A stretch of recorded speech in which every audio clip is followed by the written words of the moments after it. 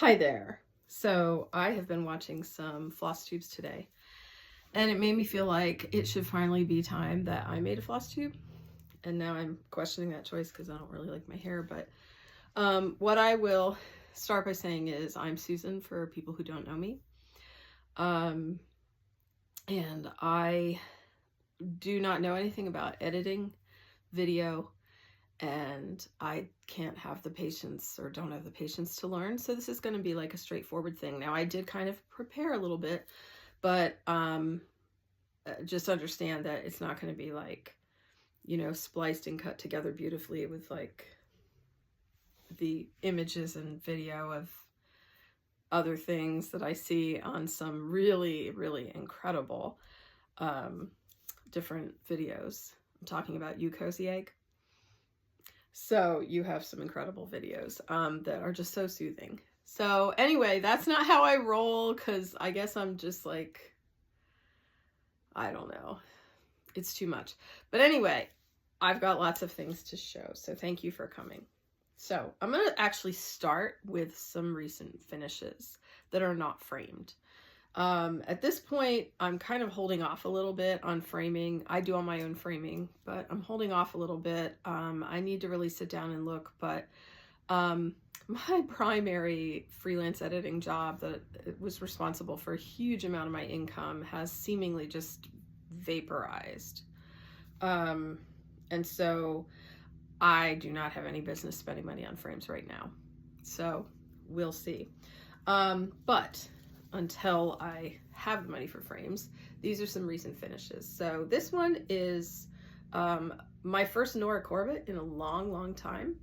I have tons of Nora Corbett, especially because I used to write stories for the Mirabilia, the big ones. I think I did it for about 2 years. I wrote the little story descriptions. And I really have a huge amount of her stuff kitted, and also some smaller ones kitted. And so this one is Water Lily.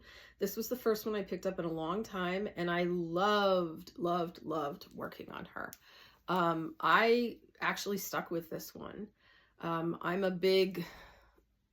have like 42 works in progress, I think, some of which are very old. And with this one, I actually just kind of really stuck to it. And I don't think there's a whole lot that I did to modify. Probably the fabric is not the called for, but was somewhat close. It's just like a plain kind of a gray 32 count linen that was in my stash. I don't know what it was called, or who made it or whatever. And the little treasures here, like I didn't have, and I was just trying to make everything be okay out of stash. So I had everything out of stash except for the treasures, and I substituted with other treasures here. So anyway, that's Water Lily, and I love her so much. This one is not going to fit on screen, so I'll have to kind of go back and forth. But this one, again, I don't remember what it's called, but it says Tonight Witches Spell Lessons. And if I pull back, you can see more of it. This is like a little witch school. Little animals going to school, learning their spells. And this one is on a Picture This Plus that I probably bought from a cats show back when they existed, and me and my mom and my sisters used to go. So this was the first that I stitched something on an opal in forever. And it was a challenge. It was slower going for me. I have to wear my glasses, and then I don't have them with me, but I wear a pair of reader glasses on top of them, or little flip down things, because my vision just, it's astigmatism and all that kind of stuff. So anyway, I kind of started this one like smack dab in the middle, and then I went over to this side, and then I went over to this side. It languished for about a month or so on her because she's pretty big, and so I let it sit for a while, and then one day I was just inspired and was like, let's get this thing going. So this one clearly needs a very unusual size frame that I need to pay for from somebody. And then this is a recent finish. This is a very long-term work in progress rather. Cinnamon Stars. I forget the designer name. I'm always forgetting designer names of things. If I, once something is done for me, I usually have the chart so marked up and bent up and everything, I just throw it out. So, but this was called Cinnamon Stars. And I think there were 1 or 2 colors that I like ran out of or something when I was doing, I had it done to about like here when I picked it up recently. And then when I went to do this side, there were a couple colors that I was like, where, I don't even know where it is. I have all the floss here, but where's that color? And so what I ended up doing is just taking something similar. A lot of the shades of orange anyway were quite similar to each other. So I love this one so much. It's so cute. And I really, what sold it for me was, I don't know why. Like, I don't like things that have like a lot of, there's a phobia named after that. I think people know what I mean, where there's like an object and then there's like all these little holes in it. It freaks me out. But it doesn't with these, like with these, the stone walls, with the white in between and so on. That's what I really like about it. I just think it's neat looking. It reminds me of Pennsylvania. So I'm from Lancaster, Pennsylvania, and it reminds me of some of the farm areas in Pennsylvania. So if I could afford it, I would move back up there. Those are my finishes. Now, there's been a couple other finishes, but they're framed, and I forgot to pull them off the wall, so can't show those to you. But they're on my Instagram anyway, if you follow my Instagram. My Instagram is under Professor of Words, which is my business name. But I have like a Professor of Words and a separate for my name. I can't deal with that. Me and my business are all the same. So my cats and my books and my stitching and my knitting and everything are on my business thing anyway, because it's all related. So okay, so now on to the not all the works in progress, but the ones that I've been dealing with more frequently. First of all, I have this one, and this is it's called Disagree by Rebel Stitcher Designs. So this is what I have done with it so far. So I kind of really was starting with the words, and you'll notice if you know this design, I'm way off script because this is like a design to go on kind of a white or off-white fabric with blue over-dyed floss the whole way through. I bought 2 or 3 skeins of the over-dyed floss, got it home, and only then I realized you were supposed to have 7 of them.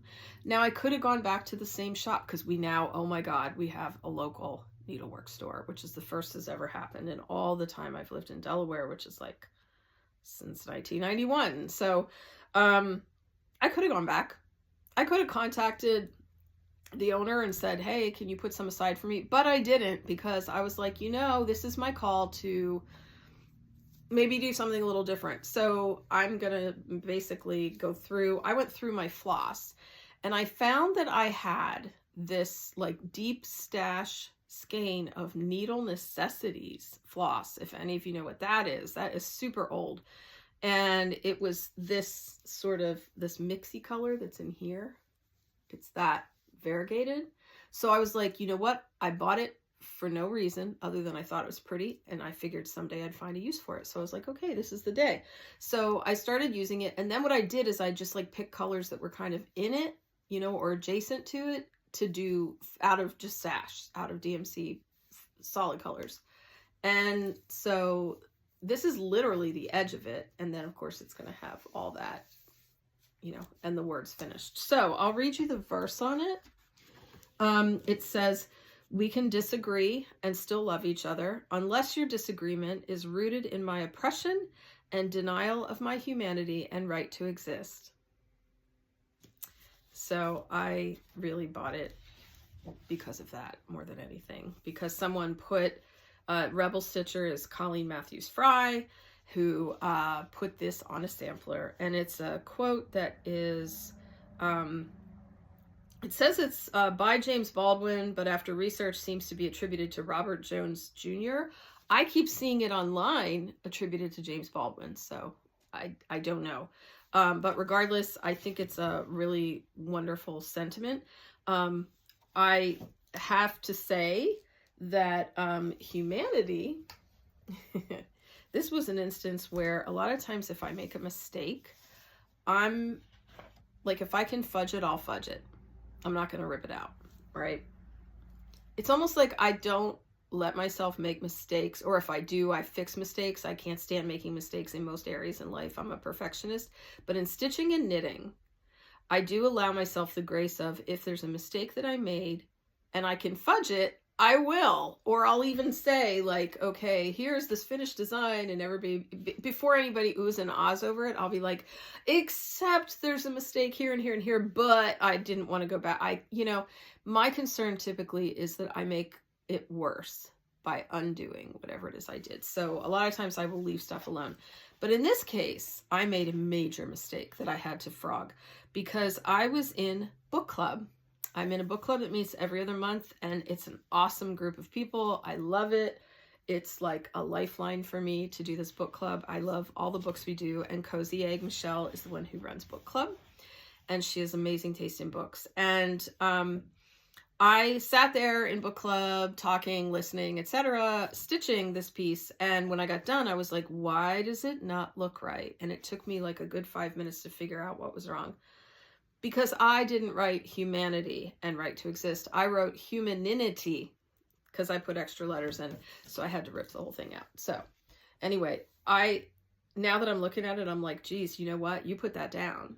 Yes, Susan, you put that down. I put it down after I made the mistake and ripped everything back. And I just haven't touched it since, which is stupid. I should go back to it. But I guess I got distracted by, I don't know, October stitching. Let's put it that way. I think I got distracted by October stitching, or pre-October stitching rather. So I have been really big on this Halloween kick lately. I went through all my stash and I realized that I probably have about 10 different kitted or partially kitted, brand new Halloween theme kinds of things. But Jen's shop locally, which is called Floss and Flame in Dover, Delaware, like, we have really similar taste. What can I say? And I want to support them. And I don't really have a lot of money to spend on this kind of stuff at all. I have to be really careful. But if I'm going to spend money, I'm going to go in there. And one other place that I have supported is Hillside Rookery that Olivia runs. It's an Etsy shop. And so I've been trying to kind of like, whatever I give to support to purchase from Hillside Rookery, I will do very similar to Floss and Flame. So anyway, I just decided one day, I was having an off day and I decided to go and check out what Halloween stuff she had. And she had this, well, actually, I think I got this pattern from Olivia. It's called Sleepy Hollow. And it's by Hello from Liz Matthews. Okay, so that's the pattern. I want to say I got this from Olivia in the mail. Yes, that sounds right.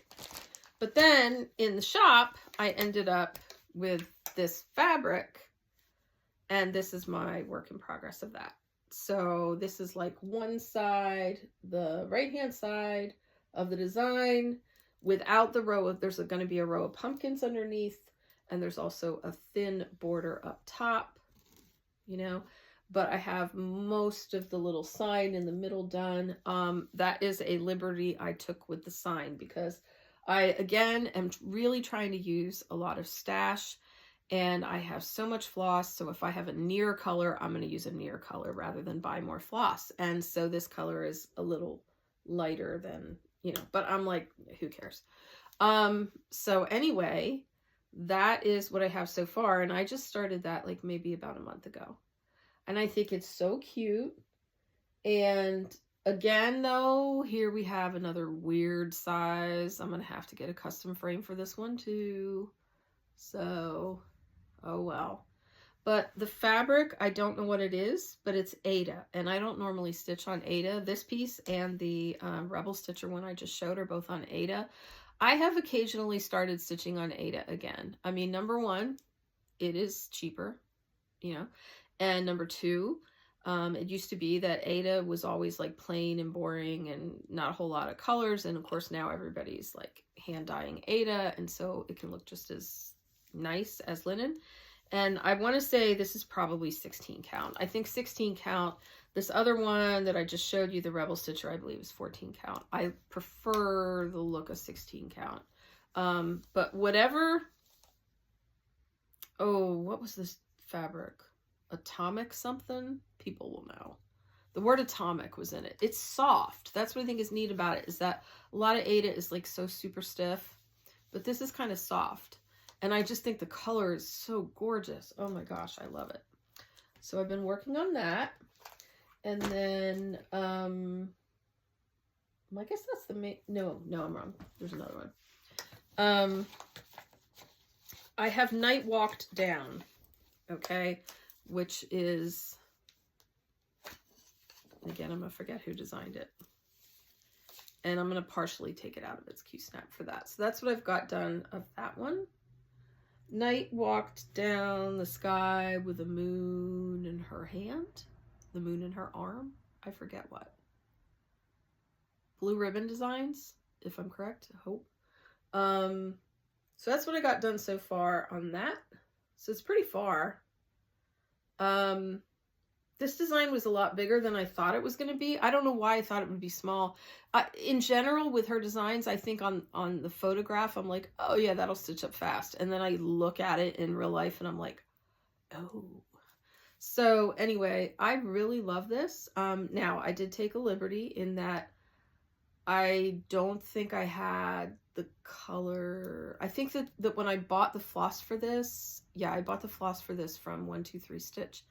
And they didn't send me, for some reason, they didn't bill me either, but they didn't send me the color, this greenish teal color, so I just substituted. And then her hair, I gave her red hair because at the time I started this, my hair was red and long. And since then I've had it cut, and I'll probably keep it up around here. I don't know. But anyway, a lot of times I make the character a little bit look like me. Like I added a little bit to her waist because I'm thicker in the waist. So anyway, but this is Melly. I have a history of making things that have a cat in them, a black cat. I've had lots of black cats in my life, but Melly was my familiar, and she passed, I don't know, 5 years ago or something. And she walked around the yard a lot with me. She was like an indoor outdoor cat, and love of my life, and such a survivor. You know, any animal that could have kidney failure and come back from it and live another 6.5 years is like just chef's kiss.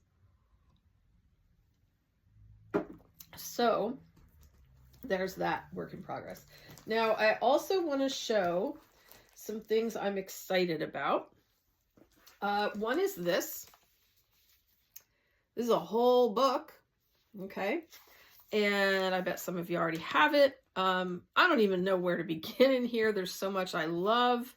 You know, the Dracula's Castle is like really, really it. You know what I mean? Like, ugh.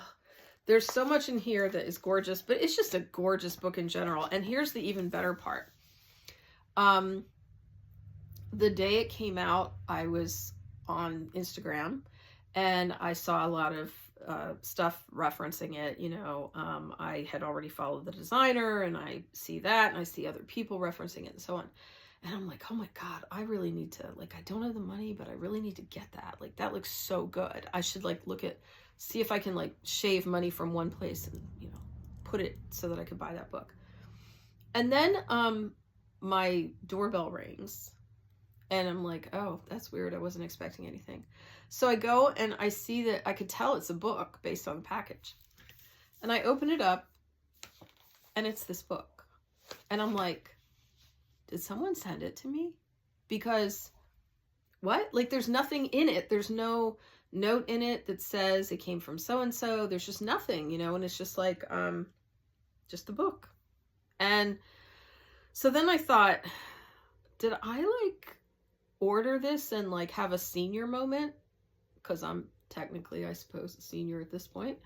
And I went back into my email and I searched, and I did. Here I ordered it. I have no memory of ordering it. I think what happened is that probably when she came out with like a, oh, hey, here it is, pre-order link, it looks like what I did is I did the pre-order, and then that way it arrived here the day of. A lot of times I weirdly, I don't know if it's because of Delaware being near the Wilmington hub for where, you know, Philly and Wilmington, you know, hub for mail delivery, that it seems like I get stuff, you know, fairly quickly if it's a pre-order. You know, I'm not waiting for days, which is nice, but just saying. Anyway, so I got the book and I had totally forgotten. I spent money on it when I had the money to buy it. So that was fantastic. So I'm not sure what I'm going to make from that yet, but that's, and then there's another book I got. I can't remember the title of it, but I think it's Tuscan Cardinal is the Instagram. And that one's got all kind of cool, you know, Halloween-ish type designs in it. And I own the book, bought it a long time ago, haven't made anything from it. So another couple things I'm excited about. Now there's like only maybe 4 or 5 things in this that I marked, but the last time I was at the cross stitch store locally, I saw this and I was like, you know, I would feel like I was back in my old life, our old lives, you know, years ago, if I were to buy this, because I used to subscribe. I used to get this and Just Cross Stitch magazine, and it was like, well, I stopped getting subscriptions to the house like once I wasn't a professor anymore, because I was like, you freelancer, you're not affording this stuff anymore. So I decided to spring for this, and I was like, I'm gonna get this and it's gonna feel like old school times, right? So anyway, I got it and read through it, and I picked, I dog-eared like maybe, I don't know, 6 or 7 pages. Here's what'll probably happen. I'll probably never make anything out of it. This is how, over the years, I've saved these ornament issues. All of them have pages that are folded down where I was like, oh yeah, I'm going to make that. And then I don't know what the problem is. But anyway, this is one of the ones I really like. I think it's cute. But there's some really good stuff in here. And you know, some of these, like my issue is that I always like the ones that are like full coverage, fill in, like that one right there. You know, there's other ones that are so much simpler and they're not the ones I'm drawn to. I'm always drawn to the heavier, like the ones that'll take you a long time. But anyway, this was cool. It was a lot of fun to get that. And then 2 other things I'm excited about. I think this design, I want to say, this one I bought from Floss and Flame. It says, a Ghoul-Tide welcome to thee. It's Plum Street Samplers. Sorry about the glare. But anyway, I bought this one. And then I'm pretty sure that I kitted this out of stuff I already had. I think that's all pulled from my own stuff. Which is kind of funny because when I look at it, I'm like, that doesn't look like what the picture looks like, unless if maybe it's possible I'm missing a color in here, but I'm like, where's the red? There should be like a reddish, I don't know. Anyway, it might be that I'm like short 1 or 2 colors, but this looks like a really big project, so I'm not going to start it for a while, but I wanted to get it because I thought it was so pretty. And then, I got this one from Olivia at Hillside Rookery, and this is Halloween at Hollyberry Sampler by Stacy Nash Designs, which is a design that I would never honestly have noticed it if it weren't for the fact that it was stitched and hanging up behind her on the wall in one of her Flosstube videos. And I just kept staring at it and staring at it, and I was like, okay, first of all, she's got to have it in her shop. Like, she wouldn't be, I mean, not that everything behind her would be in her shop, but I bet you. So yeah, she had like 900 items in her shop, but I'm like, okay, it's fine. I'll just sit here and scroll through all 900 and I'll mark down stuff I like. And I found it. And the one thing I will say is that the chart photo to me really makes it look like these are like violet color flowers, but they are not. I think they're black. I think the chart photo is slightly misleading in terms of color representation, but that is so typical. And it's nobody's fault. I think we all have trouble when we photograph getting the color to be correct. So again, I bought this one. Olivia, I think she has a lot of stuff with buildings. And I think that I got, you know, envy over all her completed stuff. And I just was like, yeah, I'm going to get some stuff with buildings. But then I needed fabric because I have a lot of fabric stash, but I had nothing for that one. And I don't even know if I have Ghoul Tide Welcome fabric. I may end up having to buy something for that. But anyway, for the Holly Berry, I have this, which is not identical, but it's close. And this is a fat half of 32 count eucalyptus from Fox and Rabbit. And I looked through, this is from the local shop, and I looked through all her stuff, and this was like absolutely the color that I wanted the most. I mean, I can get, because it's a fat half, I can get a couple of projects out of this, because I wouldn't normally spring for a fat half, but it's really beautiful. And I just think it's got like this perfect sort of, I mean, it reminds me of this a little bit, you know, and I'm just really into that color. So I think, yes, that's that. Did I bring anything else? Yes. Oh, I have one more. This one here. So this is another Nora Corbett. I can't remember the name of it. Maybe it's like gingerbread.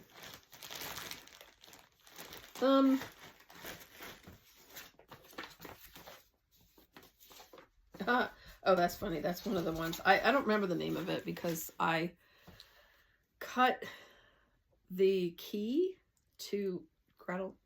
I cut the key of sometimes I will cut right across, and then I'll have like the chart will be in two pieces because I don't want to have to keep unfolding the chart if I have it folded up and like attached to my Q-snap to work on it. I'm so sorry. Gretel, she's going to knock my drink over and it's going to cause a horrible mess. Gretel. Oh, cats. Get going this way. You're messing up my video. So, anyway, I want to say this is like a gingerbread house or something. Gothic gingerbread. Maybe just the Gothic house. That might be what it's called. Anyway, it's on a sparkle, probably Under the Sea fabrics, I'm guessing. And it's on a fat eighth because I took the other half of it that I'm doing. I want to say it's Mr. Darcy's house, like another one, because these are supposed to go in my my bathroom, which seems odd, but yes, I hang cross stitch, even fancy cross stitch in the bathroom. And I have kind of like a winter white, gray, pale green color palette. So these will look nice in there. And I have not worked on that now, probably in a couple months. I think I was working on that, yeah, a couple months ago. And then I got distracted by the Halloween stuff. So, other than that, I think that's all I want to share for now. I will share that today for this little Flosstube, I have been wearing Black Phoenix Alchemy Lab Nasty Woman. If any of you are familiar with Black Phoenix Alchemy Lab perfume oils, I love them. They are a mood, they are a vibe, and I felt like she's really getting on my nerves. And I felt like, you know, maybe making a video would be hard. And so I remember when this came out and it was for the Nasty Woman quote. And I was like, yeah, let's just do this. So anyway, I have like, it's down to like the last quarter. Not a whole lot left of that. Anyway, there's brought to you by that. And I think that because I do a lot of mentoring of writing, teaching of writing one-on-one, or goddess stuff or fairy tale stuff or whatever in small classes and 101, my website, professorofwords.com, I've just, as of yesterday, added, I've changed up the way I do classes on there, in that I have a main class page, but then there's a redirect to, there will be 4 separate pages that it redirects to. Right now there's only one, which is to goddess classes. So there are 6 classes listed on goddesses. So like there's a class on Persephone, a class on Artemis, etc. There's a class on goddess, all the Greek goddesses together, the archetypes. And these are classes I've taught before, but this is a situation or an opportunity for people who want to take a class one-on-one with me, and it's extremely reasonable in terms of pricing. I really put the price low, and I also put 2 prices. So there's a scholarship price, which is like a supported access kind of a price, and then there's the standard price, and you pick whatever one you want. And if you sign up, we figure out a time and we meet one-on-one, and I give you the same class that you would have had in a group. So anyway, that's new, and I'll be adding to that literature and film classes as I go along. But one of the things that's come up a lot is different people asking me for prompts. And I do put prompts in a lot of my classes, like writing prompts for journaling and for writing and so on. And I thought maybe Marlisa with her Flosstube closes out with a usually a movie recommendation for something that you can find on YouTube to watch, something film noir. And so inspired by that, I thought, well, maybe I should end each one of my little segments with a writing prompt. So I'd like to give you a writing prompt if you're interested. So the writing prompt I want to give is for you to kind of consider, if money were no object, if time were no object, you know, if you had all the support and all the money in the world and, you know, everything was taken care of for you, what would you spend most of your time doing?